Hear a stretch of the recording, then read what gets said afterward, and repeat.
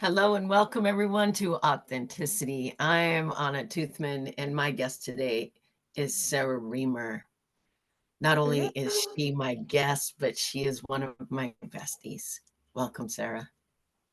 Thank you for having me on again. Yes, you're one of my favorites. You're always so good to me because I had my guest that I was going to have on was going to be Wolf, and he works with ayahuasca and Cambo, and I had posted about this, but we had our little wires crossed, so we rescheduled for July 8th. So everybody out there, stay tuned for July 8th. Today's show is really important conversation that Sarah and I started off screen. We were sitting together. Um, I don't know. I think it was at the Kava bar, most likely. Let's be honest. It was probably there or, sitting at her house. But, and it was about supporting the masculine. And we have our friend Ace is going to join us as well. I have had him on the show, and Ace wrote Triumph. Truth over Triumph? Yeah. I was like, where is it? Triumph in Truth. He's going to be on to because he is masculine. Yeah, he's the masculine in form right now. Even though we're talking about the masculine within us, what this show is dedicated to is our masculine in form. The men in our lives, our male friends, our brothers, our husbands, our fathers, the men.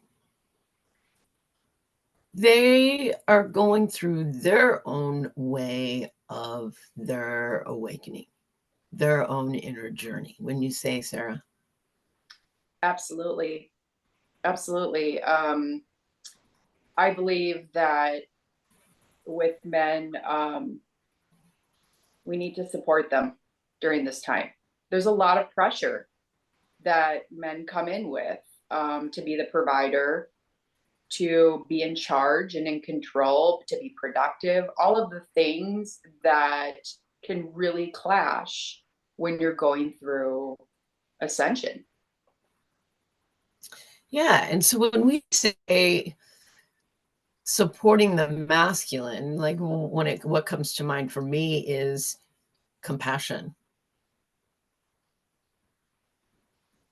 Having the awareness of what we had to go through and are going through, these self-realizations, spiritual maturity, aware of ourselves in social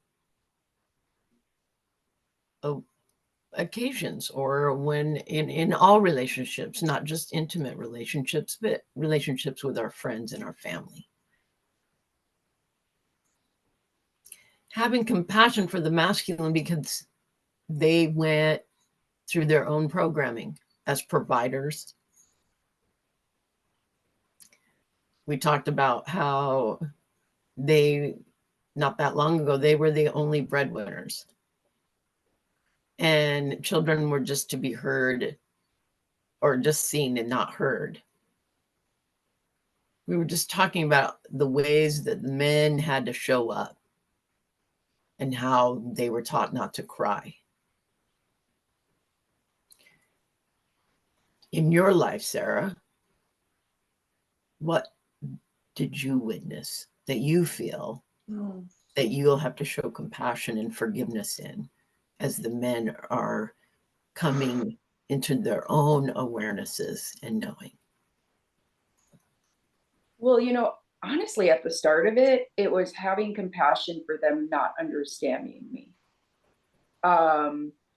because of what I was going through. And it just didn't compute. Like, say I was dating someone or in a relationship with someone or even friends, and I'm like, I don't have the energy to do this. I can't be in this situation because of the amount of energy. And, I think a lot of men in my life, personally, what I've witnessed is that it's mind over matter. You see a lot of these, like the David Goggins. It's like you just, you You're in control. You're in control. And what I was going through, I've been going through this for years. It's out of my control. And the control thing is huge, right? So one of the things that I've seen with men in my life who are starting to go through it is having to surrender. And as a masculine, well, first off, we've seen on stage a lot of attack against the masculine. And it's unfortunate because their role is important, like we need balance. That's the whole thing.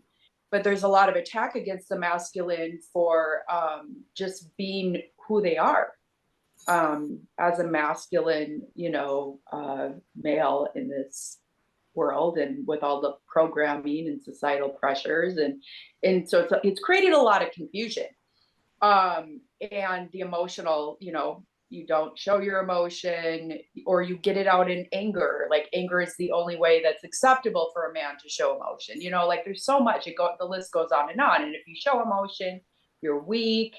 If you're vulnerable, you're weak. It's just it goes on. And as a woman who has played a very masculine role in my own life, and when I had to start going through what I went through, I could have so much compassion for that because of my own experience of having to surrender in so many ways.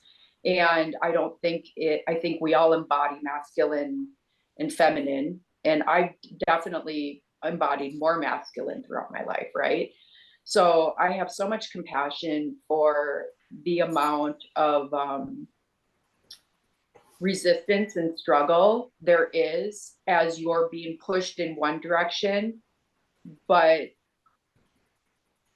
everything in you that you've grown up with, all the programming, all of the, societal expectations and pressures are pushing you in this direction, right?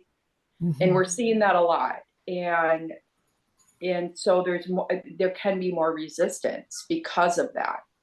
And what have you seen, Anna? Like, I want to hear your your take now. And in my own experiences around the masculine, the men in my life, has been they're letting go more of the control. They didn't realize they're having this awareness of, oh, I am trying to control every little thing, every outcome. I don't have to control that. I'm watching this awareness among my ex-husband, for instance. I'll use him as an example. He's a dear friend. We love Ray. And yes, Hi, Ray. We do love Ray. He's probably watching. Hi, Ray. And Marina, I was looking down at my phone. Hi, beautiful Marina. She does all the graphics, and she's watching right now. Hi, sweetheart. Yeah, so I would have to say they're having these aha moments along with us as well, but they work through it in their own ways. And then the gentlemen that we're around when we're out in public settings, Sarah, they're having their own realizations. One of our dear friend Scott, he had said that being around us this last 6 months has changed the relationship with his son. He realized, as being a man in his 60s, some of the programming and the generational gap that he was holding on to.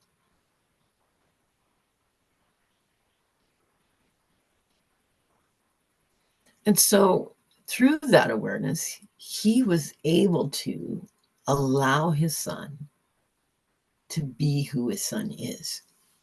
He realizes that his son doesn't have to walk through the same steps that he did. Or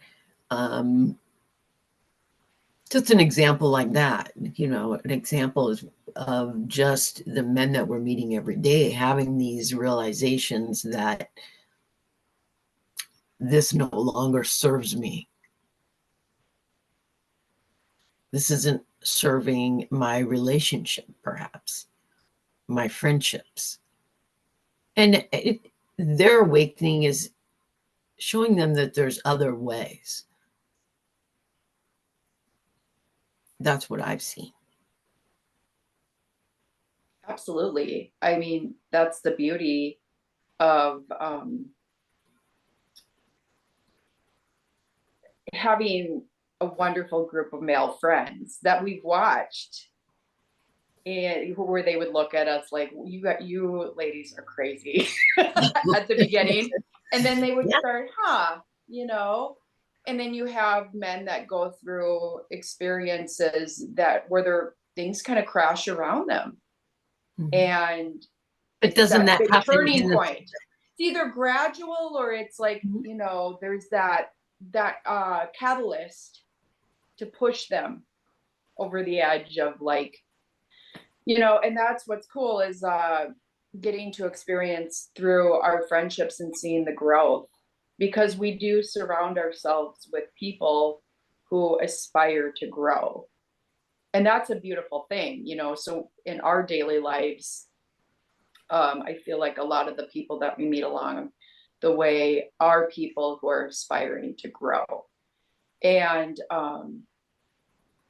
it's very cool to watch. they're having their own remembering. Mm-hmm.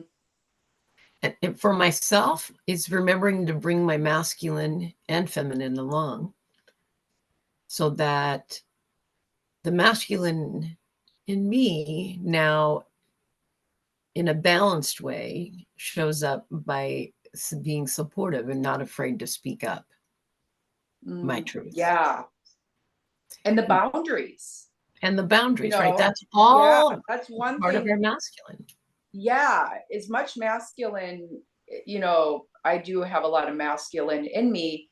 The boundaries was something that I really struggled with. And a lot of it has to do with self-worth, right? Like, what do I deserve? And that is the biggest thing that I've learned over the last year, and that you've helped guide me through, is like, what does a healthy boundary look like? And do you have an example of that, Sarah? Like, what is a healthy boundary for you now? Like that, perhaps you didn't have that self-realization. Oh, yeah, I guess, you know, there's the people pleasing, right? Like putting myself, or like extending myself, or like going out of my comfort zone to make other people comfortable, right? There's that, you know, just daily things of just honoring my journey and myself, which in turn, you know, you get that reflection back, right? Mhm. So I noticed even the interactions that I have with people have changed. The people coming into my life have changed where they do respect me, right? And but I still have those experiences where it gets tested sometimes, and those are such a great way to practice the healthy boundaries, right? So for me, it looks like, you know, if something's unacceptable, not just allowing it. Like if it, you know, if I'm treated poorly, or um if somebody is, if I'm allowing, because this is all, you know, it's all on me, right? If I'm allowing someone to take advantage of me, or if I'm allowing someone to dictate my day or anything, it has to be like, I look now for integrity in others, right? If it's not an integrity, I'm able to step back and honor myself. So yeah, it's interesting because it still comes up, and I'm still like, how do I handle this? And I just really have to go back into my heart, because that's the thing. There's a fine line between having a boundary and just being an asshole for Right. me. Because sometimes I, like, my friends used to call me an aggressive passive, where I would say stuff and then I would backpedal, right? So I have to be careful with that, and like how I word things, because I'm such an emotional creature that I will react with emotion, and that's not beneficial to anyone, and it's not beneficial to me or the person, you know. And A lot of times I have to repeat it again to try to master it. And so it's just having, it's honoring myself is the biggest one, and giving myself, also giving myself grace and compassion along the way too, and grace and compassion for others is huge. So it's just it's that level of respect for each individual journey, right? And that was a tough one for me, because I was really good at harboring resentment or doing something and wishing I wouldn't, and then just being pissy about it, and it's like that doesn't serve anybody, and I And don't how want that. important is our role? We're going back and how we're being supporting the masculine by Yeah. you showing and having the example, Sarah, with masculine interactions. When you interact Mm-hmm. with the other masculine, you're showing them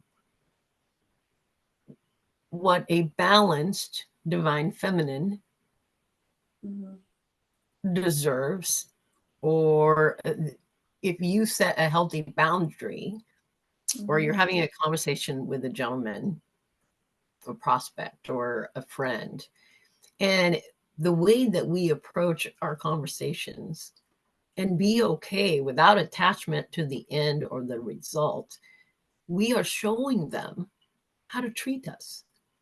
Yeah. That is part of their awakening, is by our example of what we're saying to them, what is Yeah. acceptable and not acceptable Yeah. And any it's longer. it's it's going in without fear of upsetting the other person or pushing the other person away, right? Because I always say, like, if someone doesn't respect your boundary, or if someone takes it the wrong way or whatever, it's just not, you're not a vibrational or energetic match, or but you still plant a seed, right? And that's okay. It just, it creates the space around you But it's that, showing you more mastery. yeah. These situations are showing us how to navigate our everyday lives moving forward, to bring our feminine aspect and our masculine forward, bring it every time to every conversation. It is showing us to be soft but firm, Mm-hmm. that you can be kind, but you're not weak. Yeah. You can say no and be a spiritual person. You can be upset with someone and be a spiritual person. You can be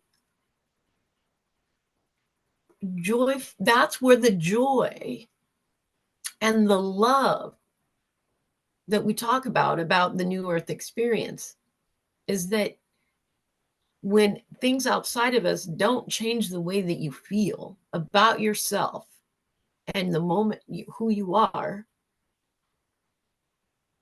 then you'll always have that state of grace and understanding.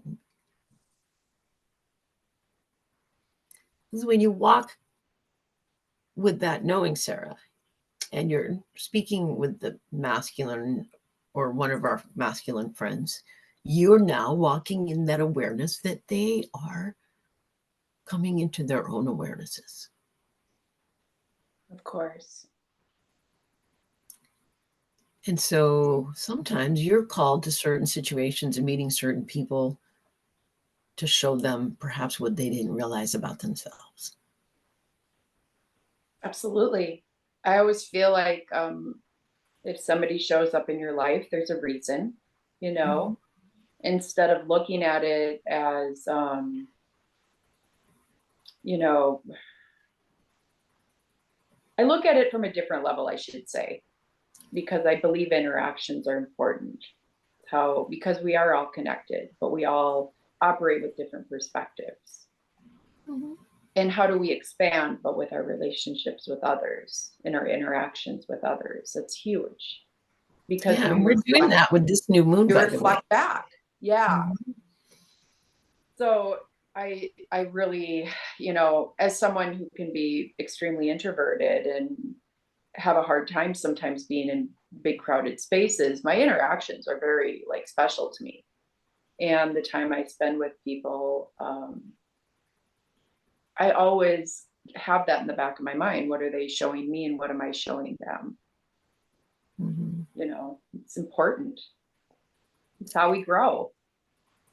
I You don't really, grow sitting at home alone. You know, you can have a beautiful connection, but it's how it's creating and sharing. That's the human experience. yes, and you and I have had that conversation as well, because there is a time for the inner journey and to go inward and be home in stillness. And then there's the time that we need to go outside and interact with others, because the world around us is teaching us more about the level of growth that we have come through.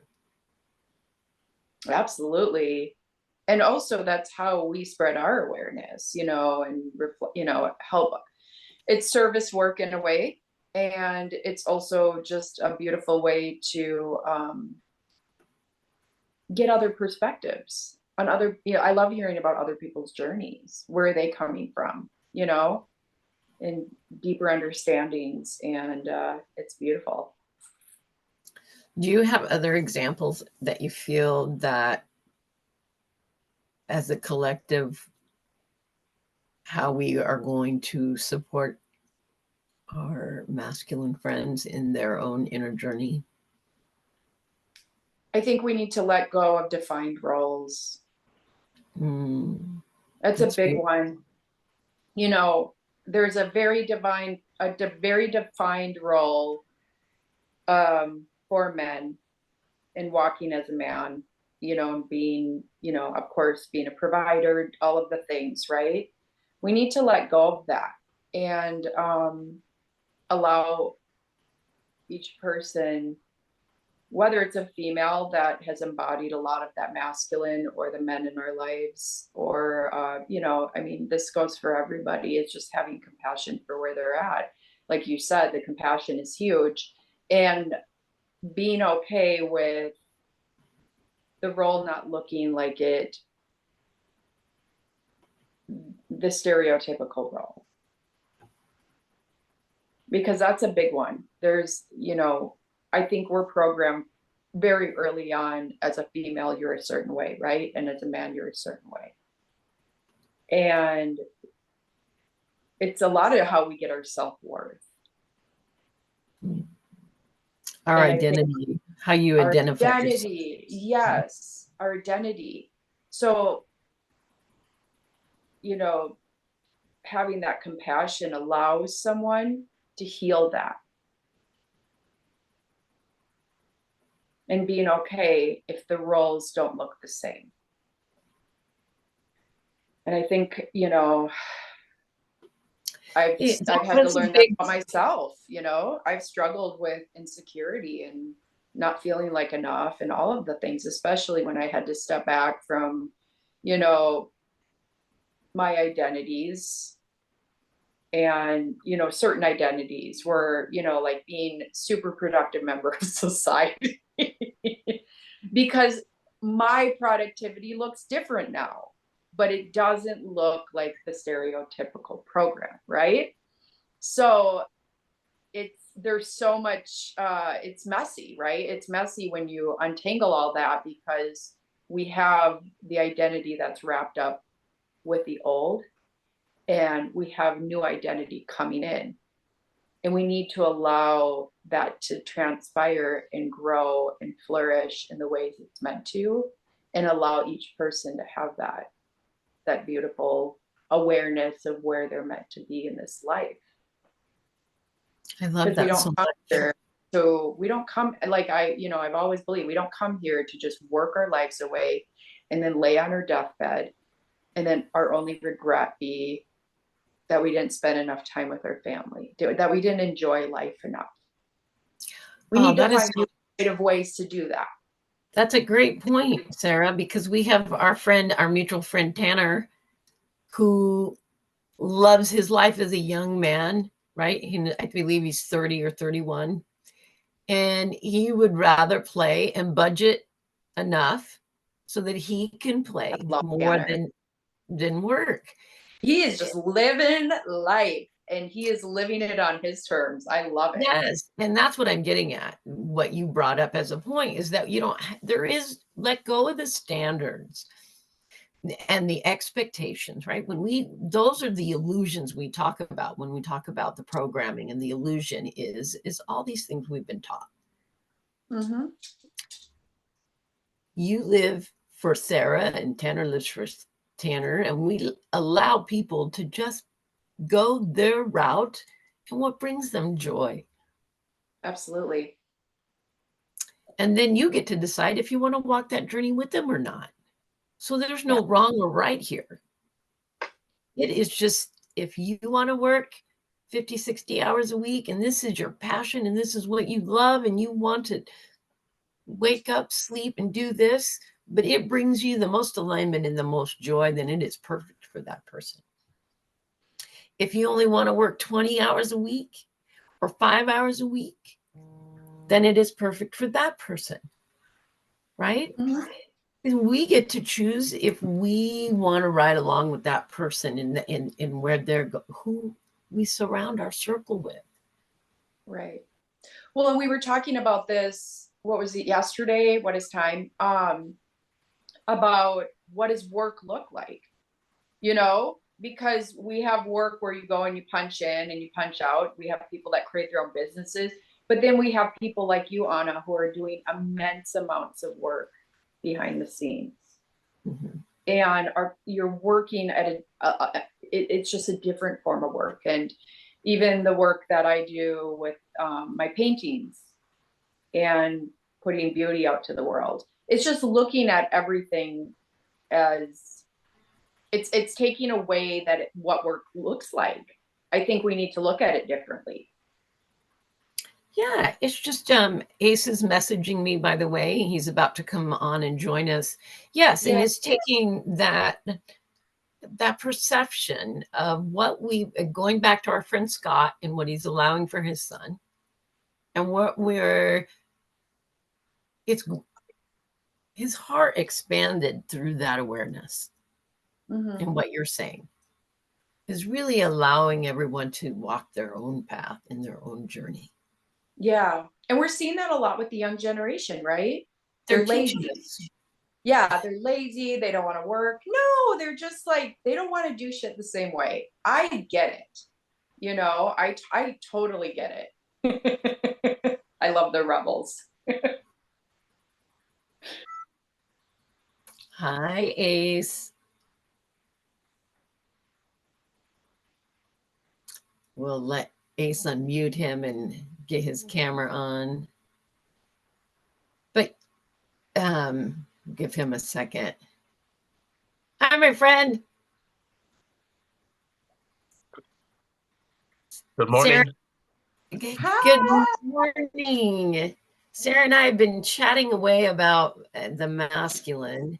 And so it's so nice to have you. Thank you for taking the time to join us today. Oh, it's I good to know be that here. you had, I am just so grateful because I know you had some family obligations that all pan out for you, Ace. Everything's good. Yes. Thanks for allowing the late start.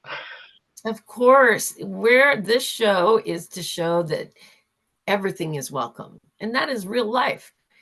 My show starts at noon, but Sarah has a client at 12, and I can adjust my time. So we decided to start at 11. You were dropping a family member at something at 11. So I said, join us when you can around 11:30. And so here you are, and the show is going on and everything is fine.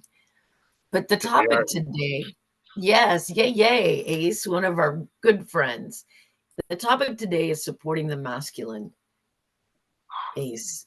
And how does that look like for you, Ace? How Wow. does that feel? It's interesting because in the last 2 days, um, before the topic was even discussed or that was decided on, um, I really had a perspective shift in kind of determining that feminine energy versus that masculine energy. And I say this because uh, growing up, and I didn't have any sisters, and so it was primarily males in the household. And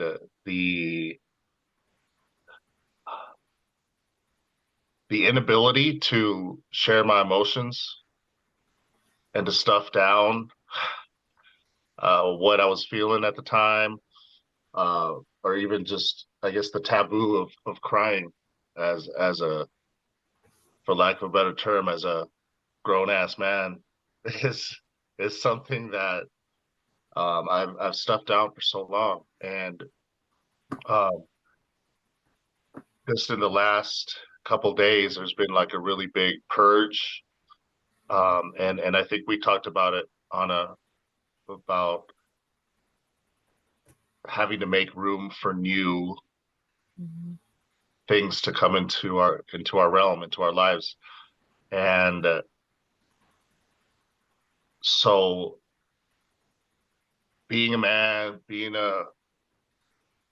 masculine, there's times where when those purges do occur, that I need to be supported. And in that support, oftentimes it's really funky, it's ugly, it's snotty, it's gross, and everything's just coming out.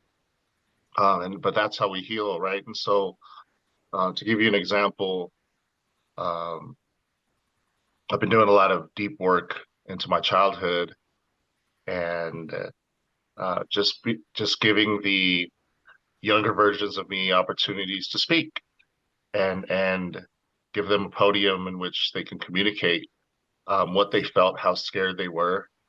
And these emotions are still really young. So the other day, I crawled up in a ball and I just was bawling. I was just sobbing. I had a weighted blanket on me. Um, and my wife asked what she could do for me. And really, I just needed her by my side. Um, just allowing me to let this out, not stopping me.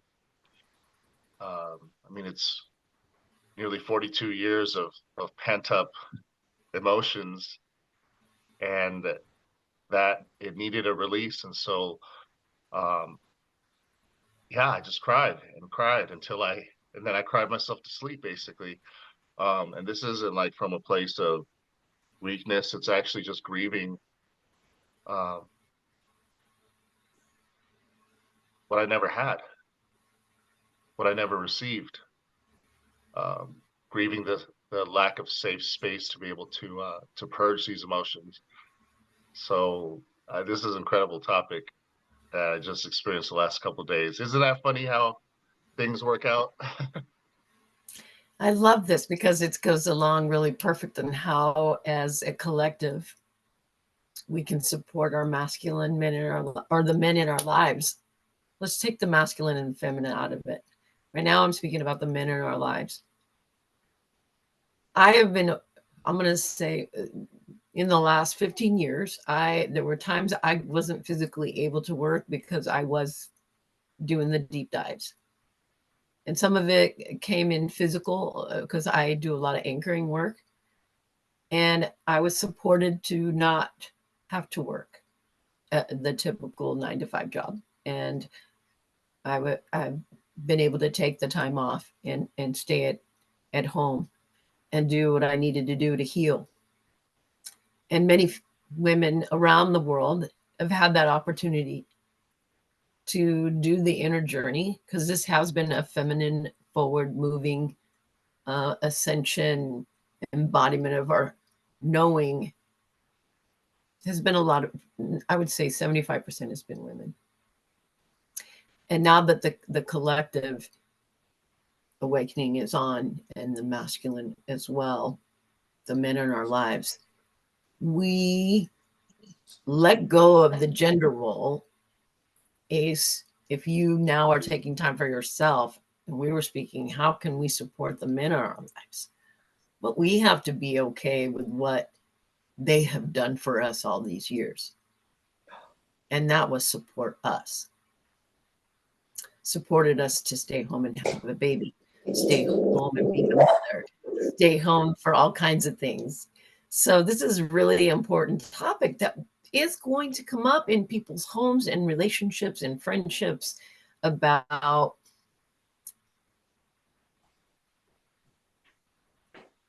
put your actions behind your words. We are going to come through the heart in the way that we speak to one another.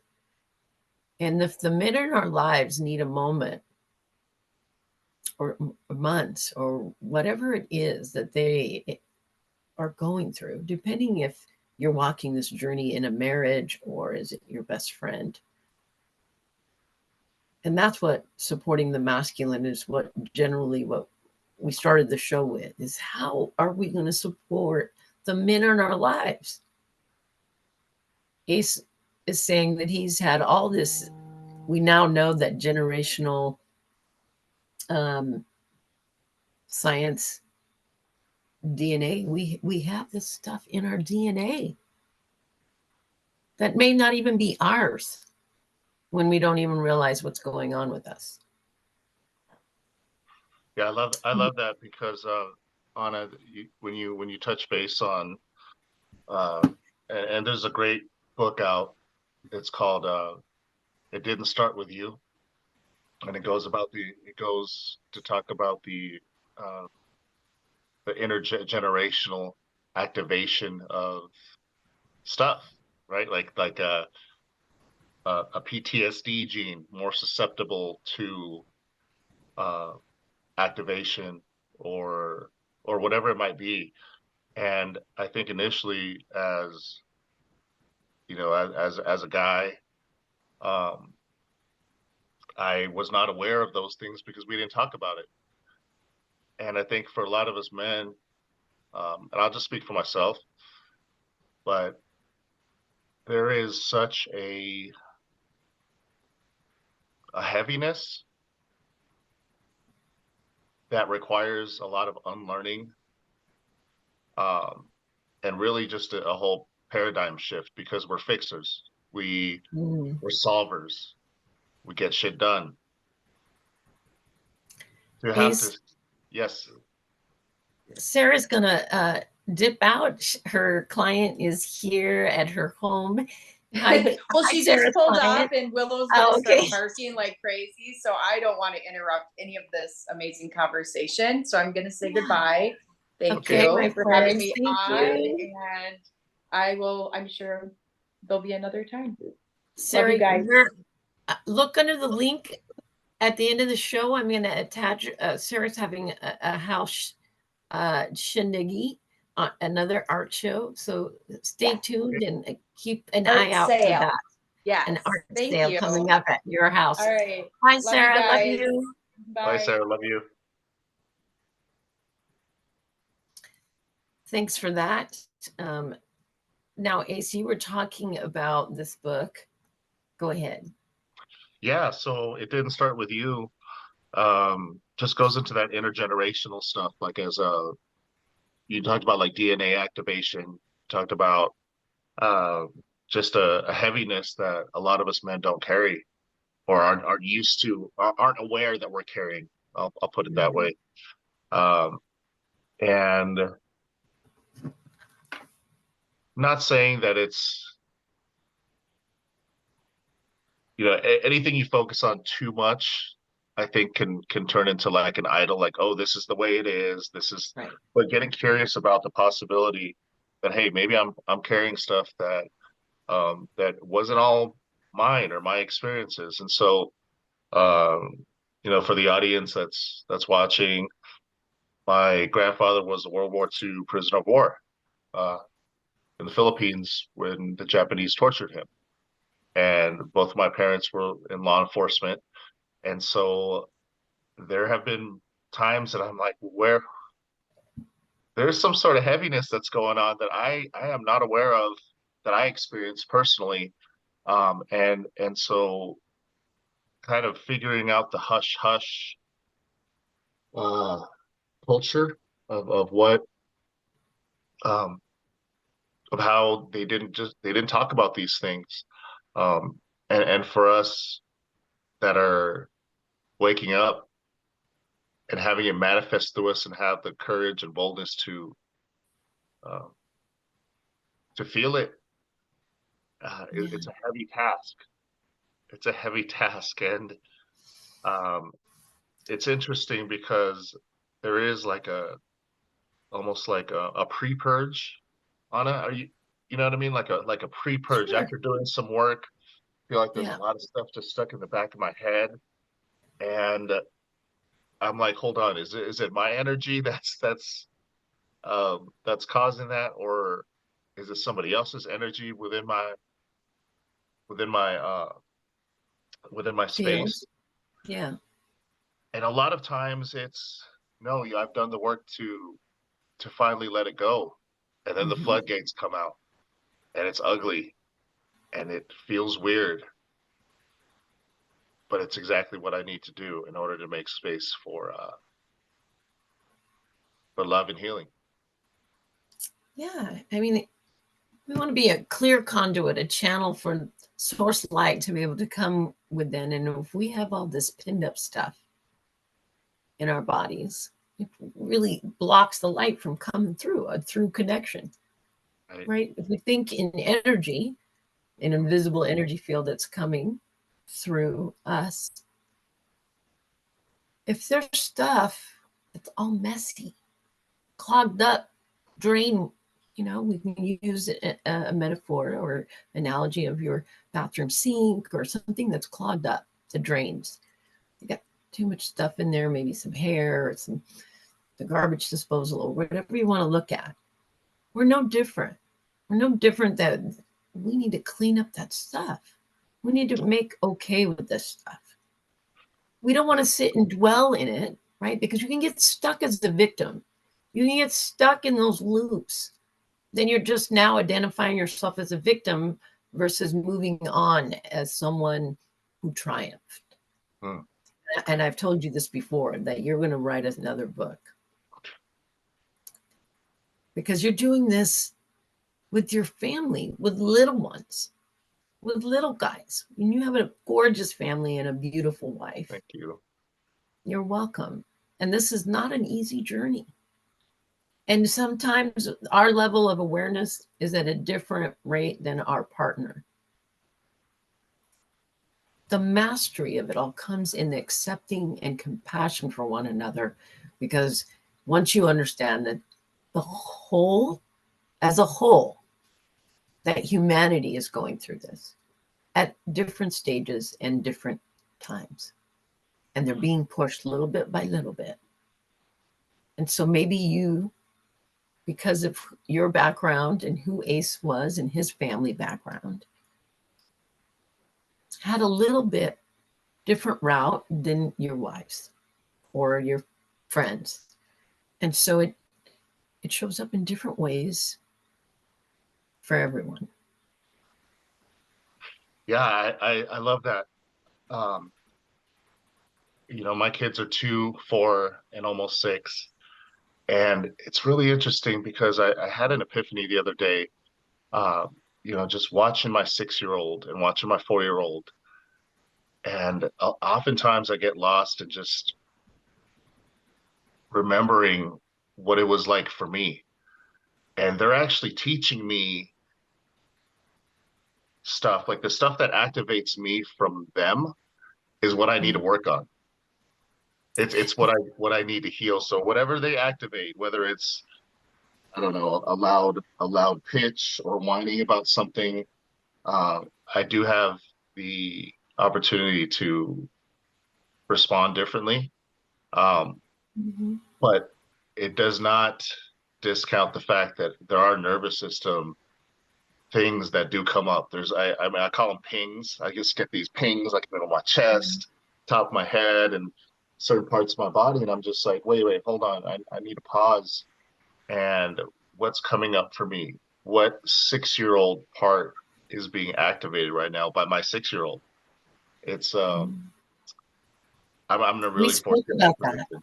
Yeah. Sarah and I spoke about that at the beginning of the show, how we use the people in our lives when we're out in public or in, like in your case, your family, they mirror back to us what we may need to see or heal or what triggers us. And when you think about sounds, when you're speaking about sounds with your kids, there's part of this journey because our senses become very heightened and we become more sensitive.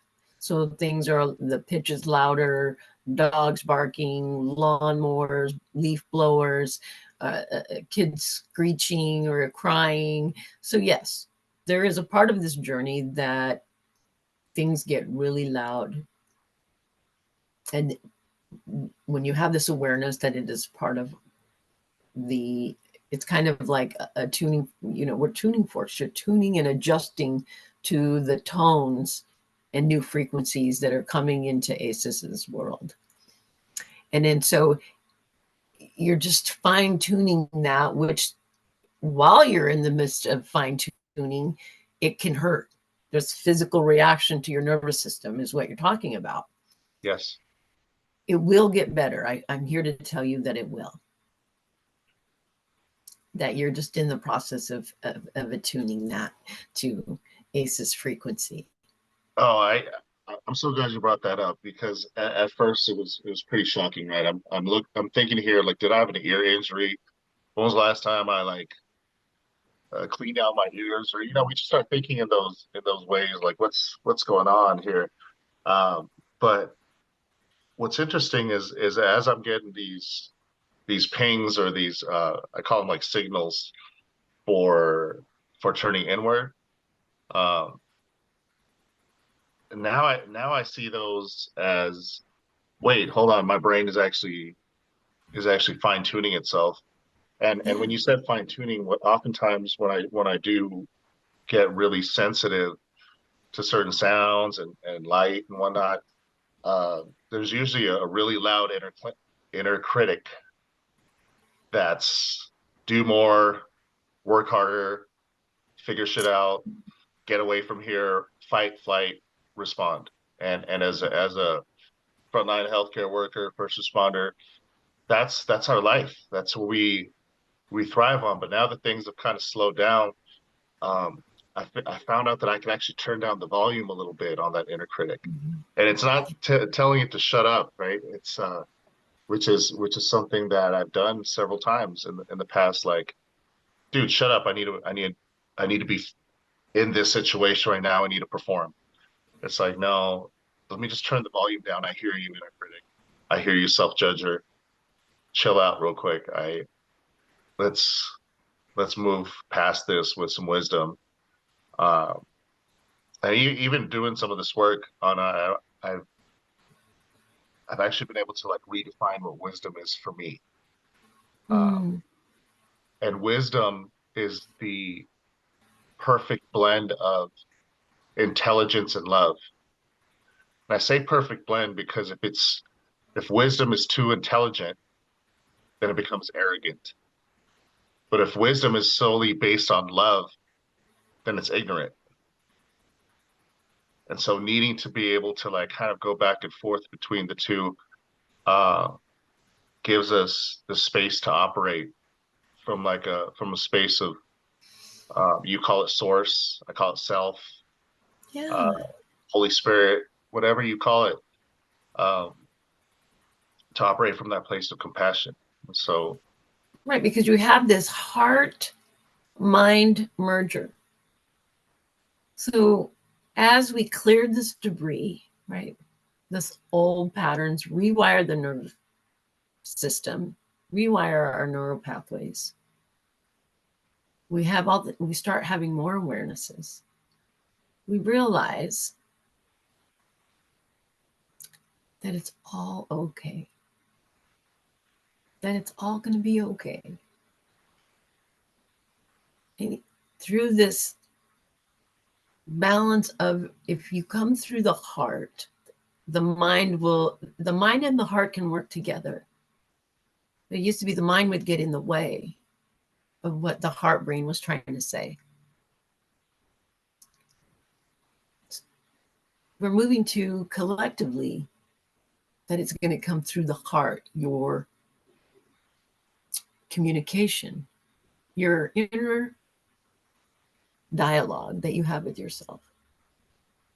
You no longer will have to hush the inner critic because the inner critic now knows and has that self-awareness that it's all perfect. Yeah. Every time I run into you, you always help me realize that it is okay. And in the work that I do in mental health, uh, we say two things, and it's okay to not be okay, and give yourself permission to fuck it up. Because as as men, again, like we or I struggle with having to have it all figured out. And in the messiness, I think that's where you come in and say, it's okay. It's Mhm. okay for it to be messy. It's okay for it to be snotty and funky. But really that's you're just on the other side of of healing, of creating that neuroplasticity, that new neural pathway. Um, Yeah.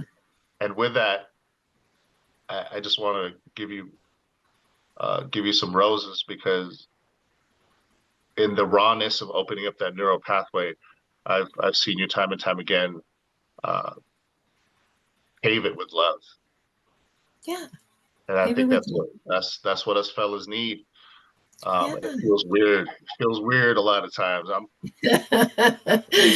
Yeah. I mean, just think about it. Like we just had a big rainstorm here in Boise, Idaho, in the Treasure Valley. But after the rain and the clouds, there's always rainbow and the sunshine. Everything is brighter and greener, right?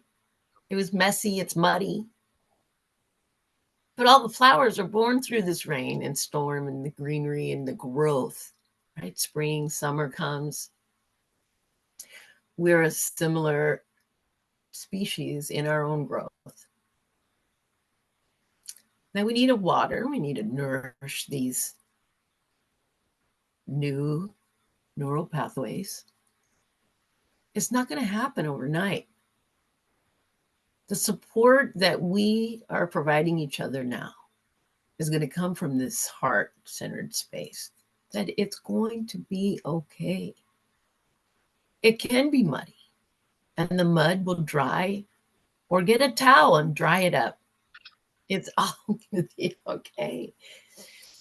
Take the time. It's not a race. Slow and steady is who wins the race. Pace. Slow is fast. Yes, Hmm. because those are the nuggets you find along the way that you're going to write your book with. All those aha moments through this growth. In this process too, I think it's interesting to think about um, the level of curiosity that is gained from slowing down. If I'm speeding up all day and I'm trying to not allow things to happen organically, I'll miss something. I'll miss the blooming of some flowers, like a dope Yeah, sunset. sometimes. Yeah. Just the beauty of what's around, and yeah, just be able to be in a space of like, uh, as a man, to receive love is still Mhm. new. It's still new, and I think like on the healing journey specifically, um, the the amount of chaos that I was comfortable with and thrived in Mhm. made being in a healthy situation or in a healthy space feel foreign. So then you're dealing with like, this feels weird. My my nervous system is like, what am I doing? Everybody here is calm. I want to shake things up. And that takes time too. So going back to that slow, there really is no other way to go. I love that. How thanks for bringing that point to the front here to this topic, is that you were, especially in the job that you did, on the front lines of COVID, and you were rush, rush, rush, rush, rush. We got to do this, do that, multitask. And we've come to the awareness now that multitasking isn't cut up to be what it used to be, right? It's not what we think it was. We're not present when we're multitasking. We're not present at all. Yeah.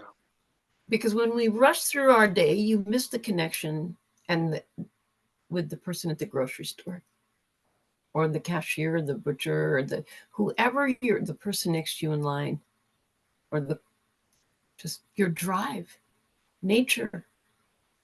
Because whenever I'm in a hurry now, everything will do it's possible to slow me down.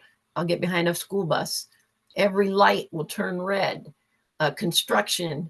But if I take my time and realize that I'll get there when I get there, in respect to other people and what time I said I would be there, it all aligns for us. So we let go of that control. Yeah, And just allow. Our culture really promotes the hustle. I call it the hustle culture. Really promotes operating in dysfunctional nervous systems, and having the awareness to realize that we have been part of it. We have been on that side, and where it led us to, really to speed up and never allow these things to process. They never had an opportunity to process. And so slowing down, uh, slow is fast. I mean, simple as that. Slow is fast. And Ace, by you slowing down, and many men and many women and children and people who will be watching this on the replay, by slowing down, you're healing generational trauma. Not only are you healing Ace, but you're showing the example to your little boy and little girl what's more important is mental health. That mommy and daddy are okay emotionally is just as important as anything, as a brand new car, right? It's so important. The example that you're setting for your children, these are the healthy boundaries. This is the important conversations, is that you're showing your children that it is important to you as a man to work inside first. And that doesn't mean that you don't love them or your wife or your family, is that through loving yourself, you're able to love even more. You're able to be the man that they desire in their lives. As an example, your daughter will see the husband that she's supposed to have and deserve. Wow. So imagine the work that you're doing now is much bigger than anything else you can be doing right now. Thank you. Anna, what comes up for me, and again, like taking a culture perspective of gross domestic product and output and performance, and it turns into a game of who's making more money and who has more toys, whatever it might be, right? I think in this space of healing, uh, there aren't too many trophies being handed out for the person who can stand in front of somebody who betrayed them and is able to just respond with cool, calm, and collectiveness. And somebody who listens for with the intention to hear the other person's side, right? There's no really, it's not looked at as something uh, that's cool, I guess. Um, but what's beautiful about the healing journey is that those are the huge victories. To not be activated in really high stress situations like the zoo on Memorial Day weekend. I was super Yeah. activated, right? and I needed to do some more grounding. But being able to have the courage to go through those situations and say, hey, I needed to do a little bit more work in order to thrive in those situations. And I think the elimination of substances, I'm nearing 2 years of sobriety. Mhm. There's almost no choice but to feel things, which is sometimes the hardest thing to do, is to feel them. Yeah, new coping skills. Yeah, Yeah. need them. Yeah, that's what you're learning. Mhm. And you, before we end the show, I want to talk about what you just said about the trophies and standing in front of someone who's done harm or whatever the case may be with integrity, and to stand there in your truth and forgiveness and compassion. The things that you're doing, Ace, you are part of the man that'll be on that trophy that they'll be handing out, because you're the example that was in 2024, one of the men here in Boise, Idaho, that set this future stage for our children. And so it may not seem like it that you may be getting that trophy, and they're not giving Ace and men like Ace trophies, but they will, because that is your legacy. Mm. What you're doing now is going to affect generations to come. That's the bigger work. It doesn't seem like it in the moment, Ace, but when you span out and you think about the bigger picture, when we do it individually, we're assisting the micro and the macro. And so it's the little steps now that create the domino effect. The new leaders of the new world, of the golden age, are men like yourself, Ace. You are the trophy. Tell my You wife need that. that. I was kidding. No, she will know that. She will know that. She I will was know that, playing. because it isn't easy being married. Nobody gave us a handbook, because we're to grow and have an inner journey and to allow people to be themselves comes with a lot, right? You're doing all kinds of things.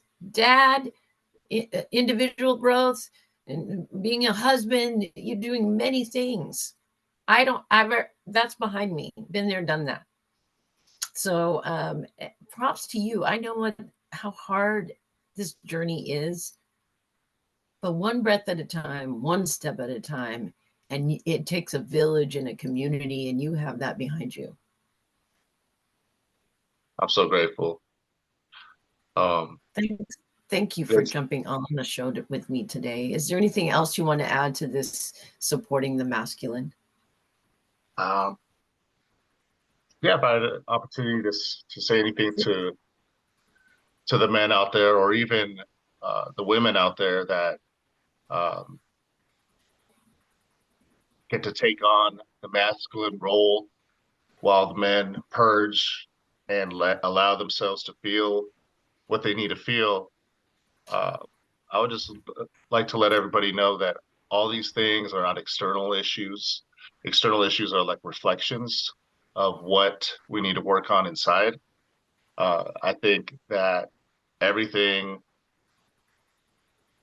that I get to experience in this healing process is all an inside job. Everything's an inside job. Everything it has to do with a heart condition, and areas that might need to be watered a little bit more or given more nourishment. So, uh, yeah, to all you bros out there, man, just be kind to yourself and allow people to be kind to you. It's all good. Love you guys. We love you, Ace. Thank you again, everyone, for tuning in to Authenticity. I'll see you all next Monday. Thanks again. Thanks for tuning in, everyone. Bye-bye. Hello. Bula.